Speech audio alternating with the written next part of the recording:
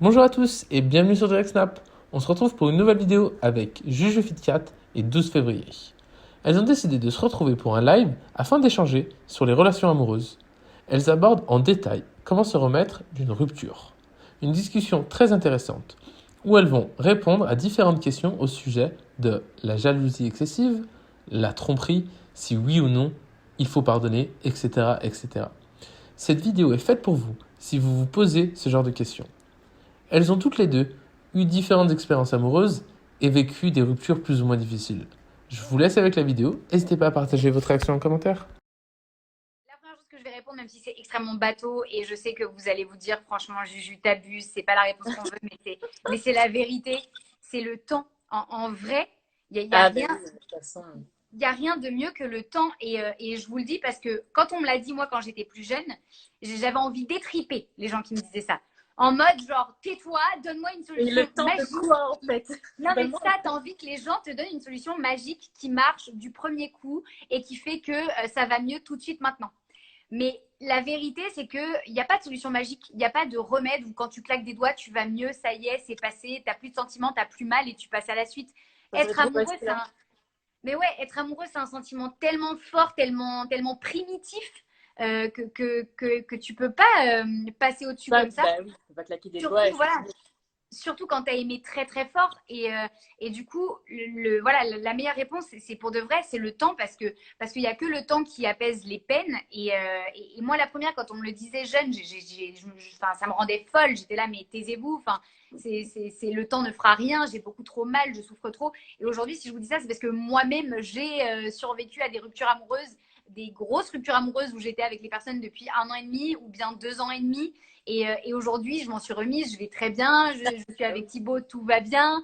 Donc, c'est pour vous montrer qu'on se remet d'une rupture amoureuse, mais qu'il n'y a pas de secret. Mais vous allez apprendre aussi de vos ruptures. Moi, je sais qu'à l'issue de ma première rupture amoureuse, j'ai appris que la jalousie beaucoup trop excessive, c'était source de rupture colossale. Enfin, Ah, et, mais et en- t'apprends de toute façon de toutes tes ruptures. Et complètement. généralement, en fait, toutes tes ruptures vont faire que le jour où tu trouveras la bonne personne, tu sauras que c'est la bonne parce que tu retrouveras pas une part de tes ex, entre guillemets, tu vois, ou de ses défauts dans la personne, tu vois. Exactement. Et ben oui, toi, tu vois, bah, la jalousie trop excessive, bah, c'est pas bon. Moi, c'était la possessivité au tout début, bah, c'est pas bon non plus. Mais Ouais. quelqu'un qui te laisse trop faire de choses, tu vois, genre la liberté, trop de Oui. liberté, c'est pas bon non plus. Ouais, Genre, moi parce j'ai que fait du ça coup, justement dans ma deuxième relation. Tu bah, vois, moi comme dans aussi. la première, j'étais Ouais, beaucoup trop jalouse.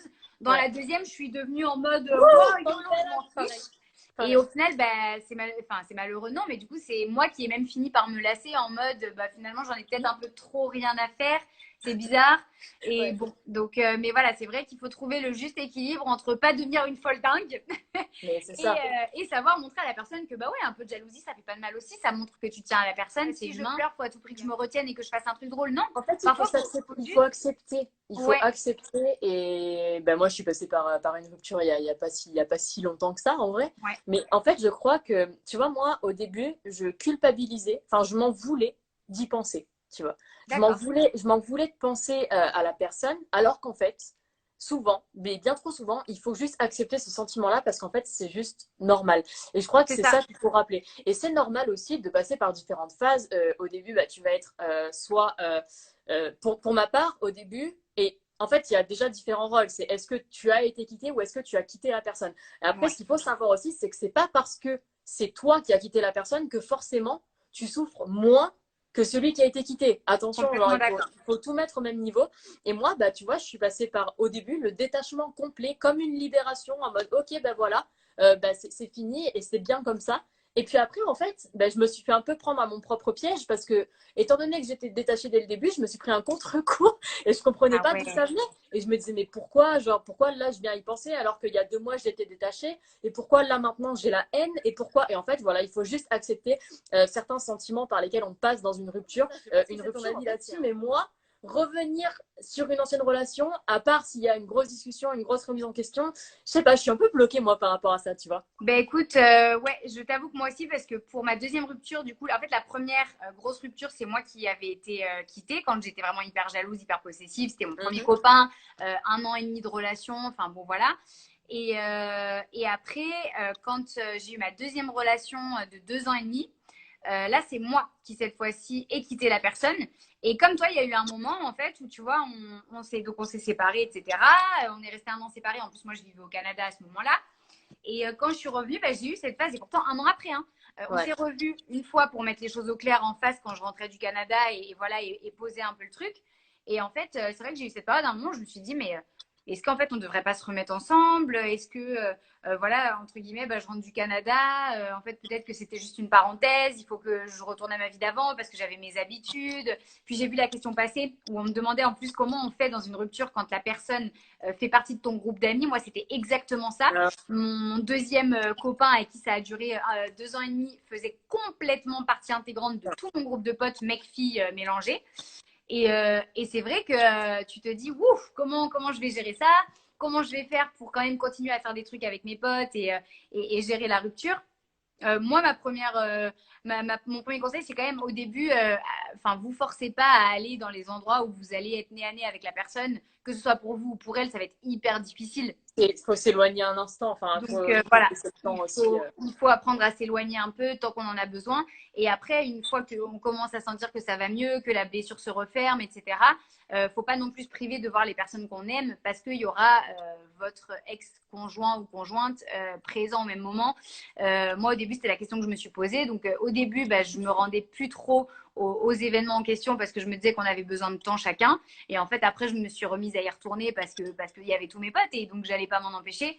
Et ça s'est pas mal passé. Je veux dire, voilà, il y a pas eu de problème, pas d'engueulade, pas d'ignorance. C'était bon, voilà, bonjour, au revoir, comment tu vas, ça fait longtemps. Et puis ça s'arrête là. Mais du coup, je me suis un peu perdue par rapport à ce que je disais au début. Mon Dieu, j'ai trop parlé. comment se mettre une rupture à retourner vers son ex. Ouais, voilà. Et en fait, c'est ça. Et en fait, il y a eu une période où je m'étais posé la question, ouais, est-ce que je devrais pas? Et en fait, moi, je suis assez d'accord avec toi. Je me dis, quand tu quittes quelqu'un au bout d'un certain temps de relation et que tu le quittes pour beaucoup de raisons différentes, je pense que c'est pas forcément l'idéal de retourner avec la personne. Alors après, il y a des exceptions. C'est pour ça que je suis assez. Bien sûr. Parce qu'il y a des personnes qui arrivent vraiment voilà, à discuter et à mettre les et voilà, à discuter et à repartir sur des bonnes bases et je trouve ça top. Après, c'est vrai que voilà, moi j'ai toujours eu, oui, un peu comme toi, un avis assez tranché là-dessus. C'est un petit peu comme, je vais être assez honnête, c'est un peu comme pour les tromperies. Moi, je suis pas capable de passer au-dessus. Je suis pas capable de me dire à un moment donné, entre guillemets, t'as fait une erreur, t'as pas fait exprès, ou je pense que j'y arriverai pas et je pense que ce serait hypocrite de ma part, en tous les cas, si la personne avec qui je suis me trompait, de rester avec parce que je pense que je lui en voudrais tellement et je serais tellement pas capable de passer au-dessus que j'en ferais peut-être même baver à la personne et en fait la relation devient hyper malsaine. Et après, je pense que ça, c'est propre à chacun d'entre nous.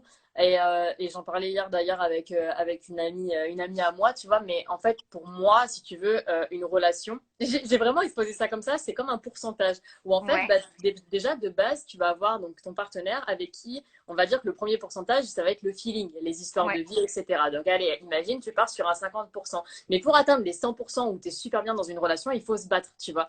Et tu as pu avoir, mais même je pense en vrai, des différents peut-être avec Thibaut, où vous avez travaillé dessus. Vous avez travaillé dessus pour que ça soit plus un problème. Et je pense que c'est comme ça dans toutes les relations. Et que pour la tromperie, en vrai, c'est propre à chacun. Et que je pense que voilà, quand tu es prêt à te battre, que tu aimes vraiment la personne, tu peux pardonner ça. Maintenant, c'est un sujet qui est super vaste parce que moi, je sais. En fait, je sais pas parce que je l'ai pas vécu du coup là maintenant et j'espère jamais le vivre avec la personne que j'aime. Mais peut-être que demain, ça m'arrive. Dans ma première relation, bon, j'étais plus jeune aussi, donc c'est différent, mais je l'ai vécu dans ma première relation. Et c'est vrai que tu as l'impression d'avoir été trahi, mais de tout ton être. C'est horrible. En fait, tu te dis la personne en qui tu avais le plus confiance, qui te faisait croire des monts et merveilles, avec qui tu es en relation depuis plusieurs années et mois. Enfin, tu te dis, tu t'imagines pas en fait que cette personne serait capable de faire ça. Et c'est vrai que moi, je sais que ça avait été hyper difficile. Et moi, je suis un peu pareil. Donc, pour reprendre la question, comment se remettre d'une rupture, on disait que, alors c'est horrible à dire, mais c'est vrai, c'est le temps qui va faire que, mais comme d'un accident, comme d'une maladie, comme en fait des traumas dans la vie, le temps fait généralement bien les choses.